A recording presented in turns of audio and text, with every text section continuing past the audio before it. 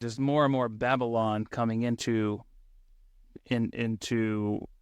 our culture. We have to have a constant companionship of the Spirit in these coming days. More than ever, we have to be vigilant. And Nephi was already getting a little bit of it. He had to find his personal conversion, have his own personal experiences, but he did. And that's the lesson, is that we can. And there's a little bit of good parenting in there. There's a little bit of Nephi's agency and seeking it out himself, but we can. That's available for all of us.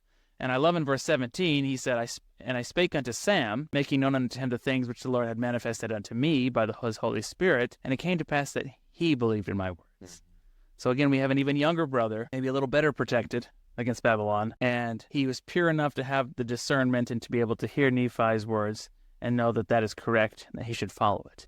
And we learn that there's multiple ways, there's multiple paths, correct paths that we can take in following the Spirit and in following the Lord, and that there's leaders and there's followers, and it's okay to be either one. Yeah. Both are valid paths in the gospel. Right? There could be those who have certain experiences and are called to influence others, and there are those of us that are going to be able to hear those testimonies of people who've had experiences and receive the same witness from it. Yeah. And regardless of how it happens, that is a gift of the Spirit. You hear the truth from somebody else, and the Spirit instantly testifies to you that, hey, this is true. Like, this is gift legit. of believing others' words and others' testimonies. Exactly. Like, that's why we have testimony meetings so regularly, because that is a gift of the Spirit that we can receive. So regardless of how we receive the witness and the softening of heart, regardless of if it's something very direct from our own seeking, or if it's something that's given to us from being in the right place and listening to the right people,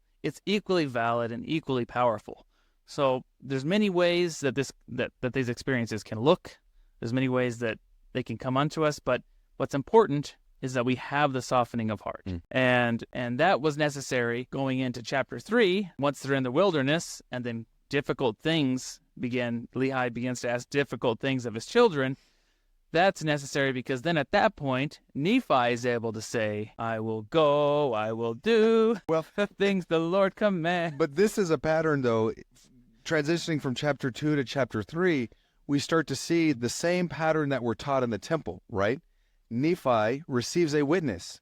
He received truth personally. He knew now that the vision in which his father saw was true. The Lord testified that to him. Okay, so now what happens?